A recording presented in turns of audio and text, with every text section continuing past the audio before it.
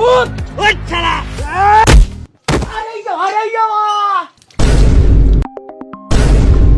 अरे अरे बाप रे बाप, का बिलवा होगी ना वंचा। ई सरवा 2 महीने सुता रहा था, उठावे के नहीं होते, घींच ला तो मोड़ले हमरा छाती पर। ओह पापा मीट ले ला सुमार हई। सरो पलखा बखा मीट खाइबो, जैसे तो तोले काम ना दा बान नहीं खे। ले राजू मीट।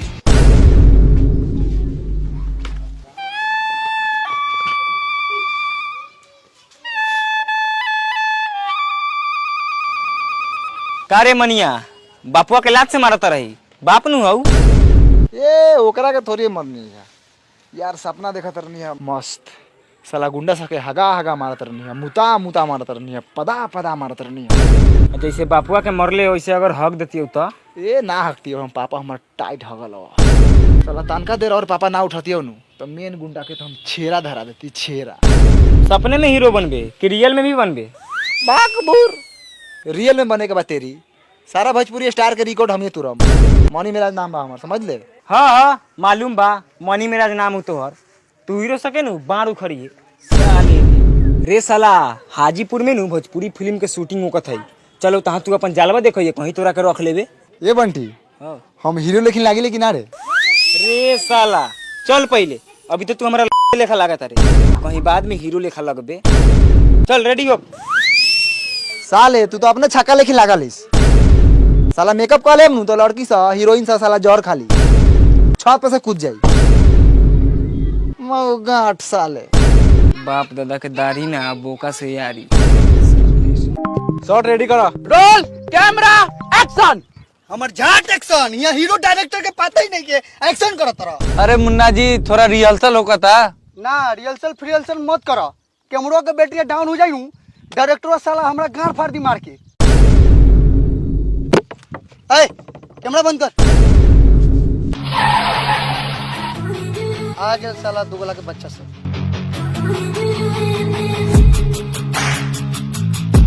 सरवा टोप्पा लगा के होता लीचर साला।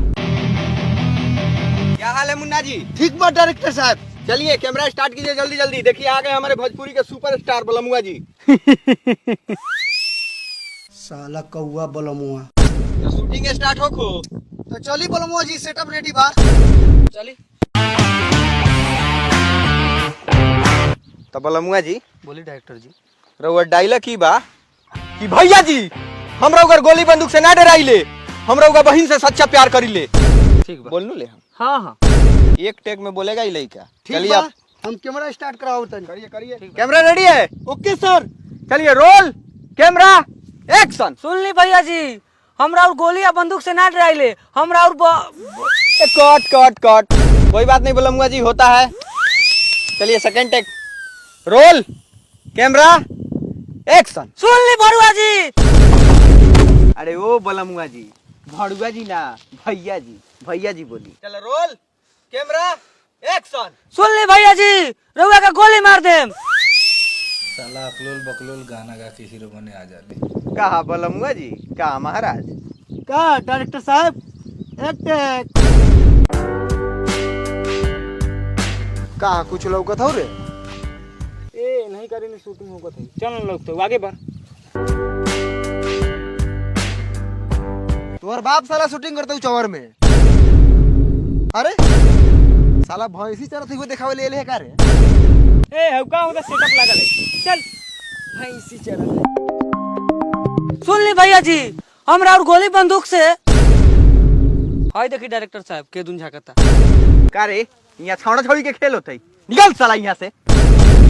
रे है ई साला टोपिया वाला कौन हो रे? वेशभूषा से ना बुझा तू साला डायरेक्टर होता ही। डायरेक्टर है? हाँ चल चल।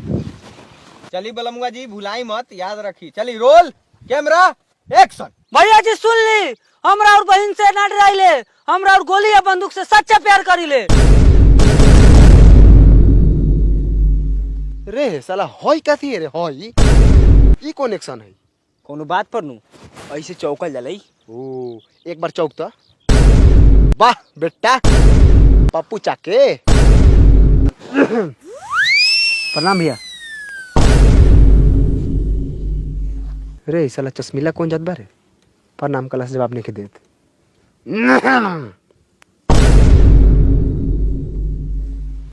का बोलमुआ जी, खाली गाना गावला से काम ना चली, तनी एक्टिंगो सीखे के होई, तब नु सुपरस्टार हीरो बनम।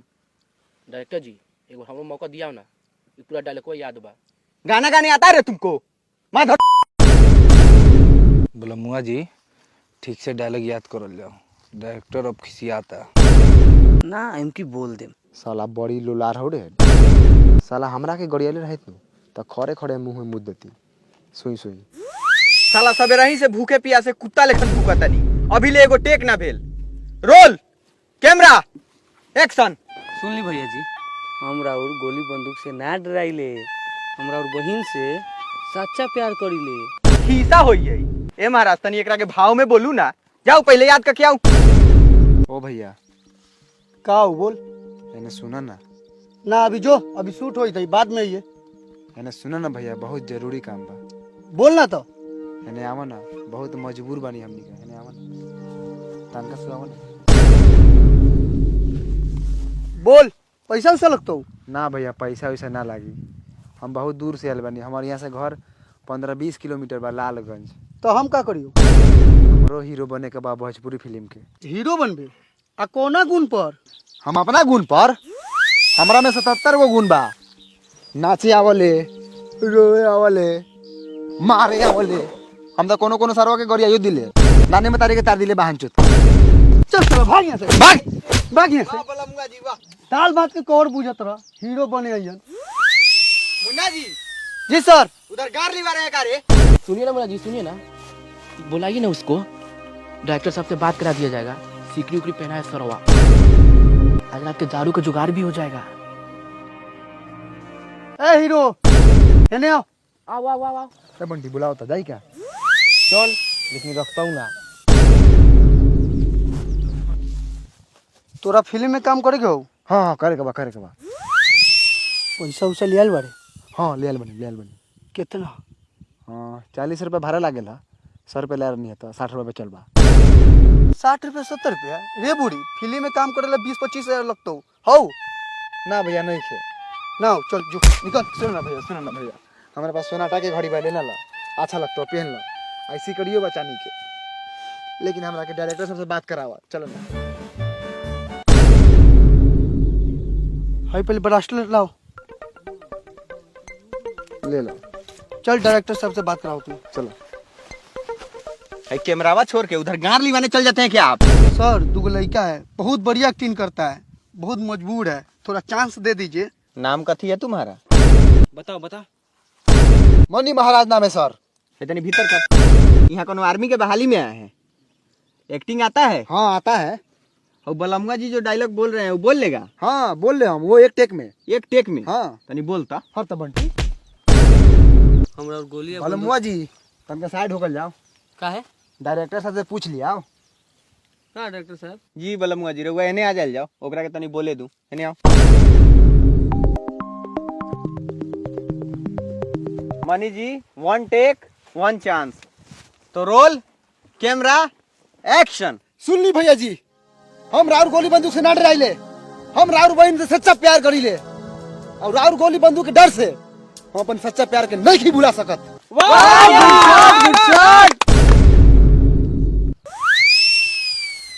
गुड, अच्छा एक्टर बारा तू, लेकिन तोरा लेखन एक्टर रोड पर घूमत है। सिक्खू बलमुआ जी। काती सीखी? गायकार नु बानी गायकार। जाना तनी रहुआ गायकार बनी, बहुत इज्जत बा रहुआ। जाई प्रैक्टिस करी रहुआ। बैठा मनी महाराज, बहुत अच्छा टेक देला है। शुक्रिया सर। शुक्रिया होखेला मनी महाराज। ई लवंडा लेखन लइका कौन बा तोरा साथे? डायरेक्टर साहब ये हमार बेटा बा। बेटा? चाचा के हमरा। अच्छा वो कौनो हो, ई सब बात छोड़ा। इतना बढ़िया एक्टिंग करता रहा, पूरा गार फाड़े वाला, तो गाना गावे तो आवते हुई। गाना? हाँ हमारा गाना उना नावे लगावे ना आवे लगावे ना सर। प्रोड्यूसर साहब आओ तरन। के ने?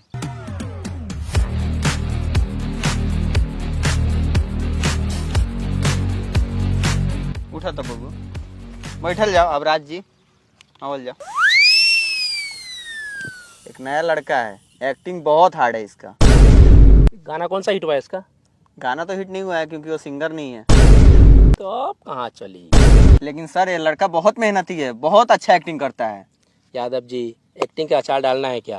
मैं पैसा उसी फंसाऊंगा जिसे गाना गाना आता हो या फिर जो गाना गा के हिट हो।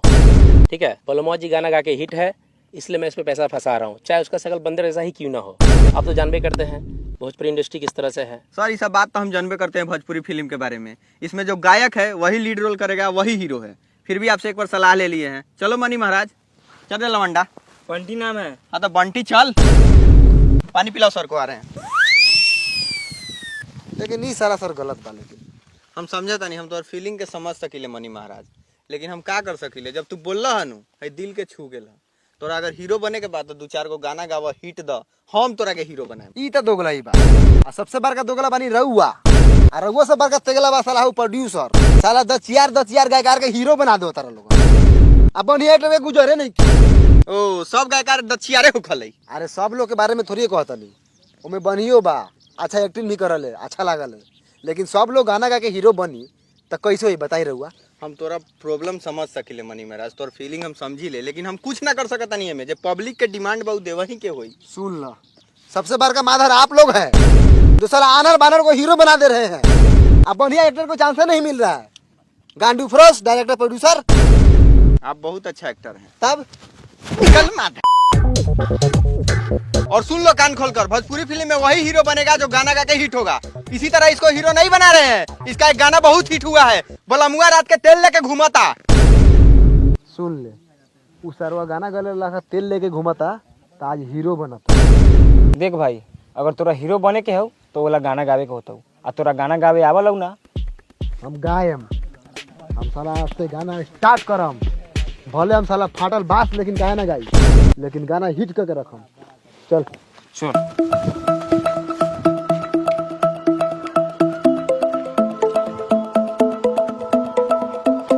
भाई देखो भाई, ये बा भैंसी खिलकड़ी बेतिया का माल सेतिया में। कितना दूध करा लवा? कितनों करो से का मतलब है? जब साला फ्री में ढकाइए दिल बानी तो दूध के लाने पूछता लेवे के बा। हाँ लेवे के बाद ला पैसा ला। बंटी हाँ खोल के दे भैंसी।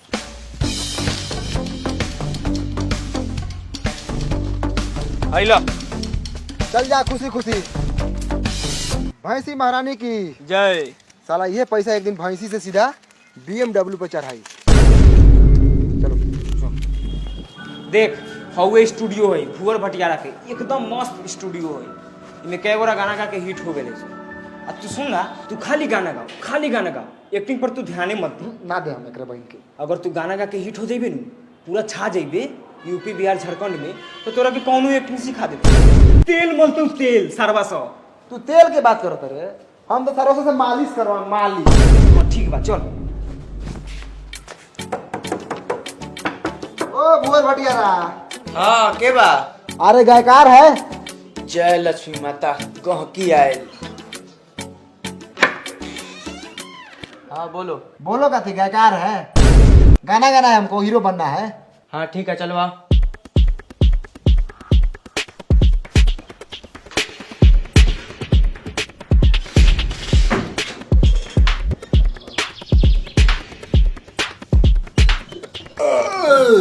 कायला ढकारा तारे रे? मच्छरी खा के नहीं, मच्छरी। ओ मछली खइया। हाँ पहल के दिन में गावे के वही से खैनी है, यात्रा बन रही। गाना गावे के हो? हाँ कौना ट्रैक पर? कौनो ट्रैक पर। ठीक बा, 1000 रुपया निकालो। 1000 रुपया एगो गाना के? ना तो का 4 गो गाना के। लो भाई, भैंसी को रुपया हो। भटियारा जी गाना रिकॉर्डिंग करल जाओ, गर्मी लगता। तू तनिका बाहर निकलो, इनका से गवावे के बा। जो जल्दी।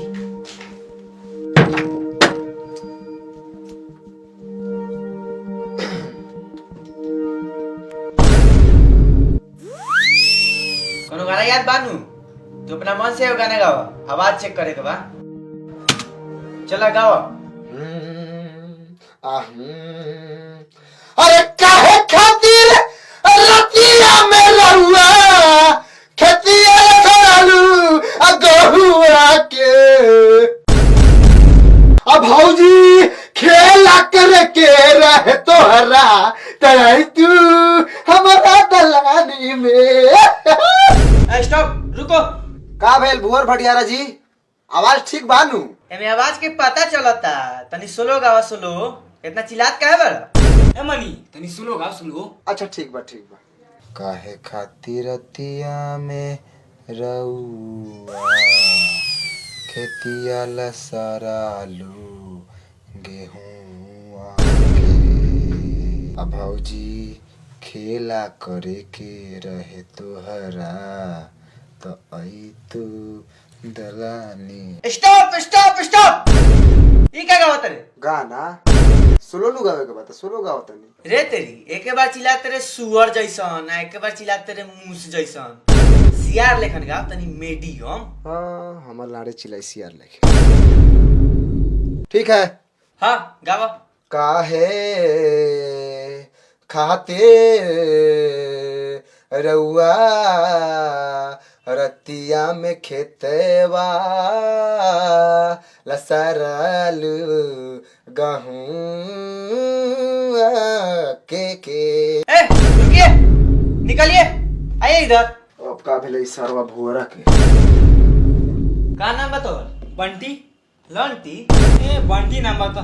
अच्छा बंटी बाबू उठिए। मनी बाबू आके बैठिए। जी भुवर भटियारा जी, गलती भेल का? ना कहाँ कोनो गलती भेल, लेकिन एगो बात कही। हाँ कहीं कहीं विश्वकर्मा कसम कहतनी, सरस्वती के लिए कहतनी, अपना बाप कसम कहतनी, अगर हम झूठ बोलत हो कम तो हम मातारी बाबू के छोड़ के नैहर रहे लगी। आ जिंदगी में कभी तोरा से गाना ना गावल जाई। काहे काहे? ए लेखन गाना गावल जाले, झाट लेखन तो आवाज बाटे। आई धरा अपन 1000 रुपया। हमरा स्टूडियो के नाम लेके खराब करके आ होइला हमर तरफ से 500। कृपया करके हमरा स्टूडियो में दोबारा मत आइयो। जय राम जी के। जय राम जी की। जय राम जी की भैंसी बेच लेनी है बंटी। जय राम जी की बहन बापा गान पर तू चल।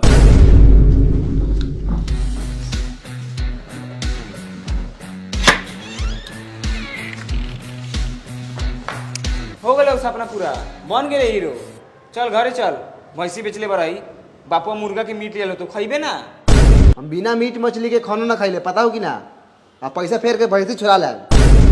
ई सरवा सब बढ़िया बढ़िया गाना कैसे गा ले वाले रे? हमरा से गावले ना गेल है।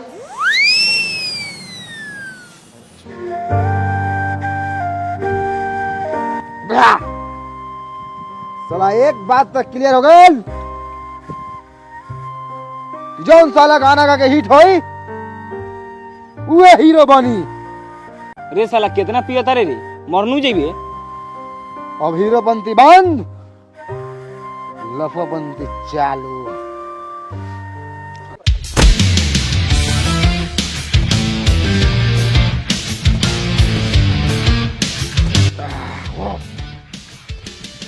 चल बंटी।